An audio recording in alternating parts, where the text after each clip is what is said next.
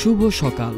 আজ সোমবার 18 আগস্ট 2025 খ্রিস্টাব্দ, 2রা শ্রাবণ 1432 বঙ্গাব্দ, 23 সফর 1447 হিজরি। 1949 সালের আজকের দিনে জন্মগ্রহণ করেন সেলিম আল দীন।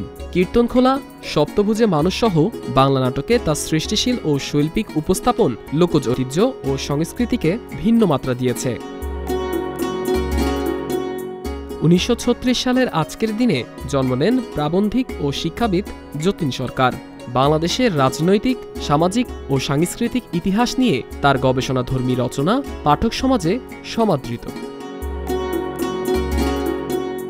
1948 সালের আজকের দিনে জন্মগ্রহণ করেন জনপ্রিয় চিত্রনায়ক ফারুক। লাঠিয়াল, সুজন সখী, সারেং বউ সহ অসংখ্য ছবিতে তার অভিনয় দর্শকপ্রিয়তা পায়। তিনি জাতীয় সংসদ সদস্য হিসেবেও দায়িত্ব পালন করেছেন। 1961 সালের আজকের দিনে ময়মনসিংহে প্রতিষ্ঠিত হয় বাংলাদেশ কৃষি বিশ্ববিদ্যালয়। কৃষি শিক্ষা, গবেষণা ও উদ্ভাবনে অগ্রণী এই প্রতিষ্ঠান দেশের খাদ্য নিরাপত্তা ও কৃষি উন্নয়নে বিশেষ ভূমিকা রেখে চলেছে।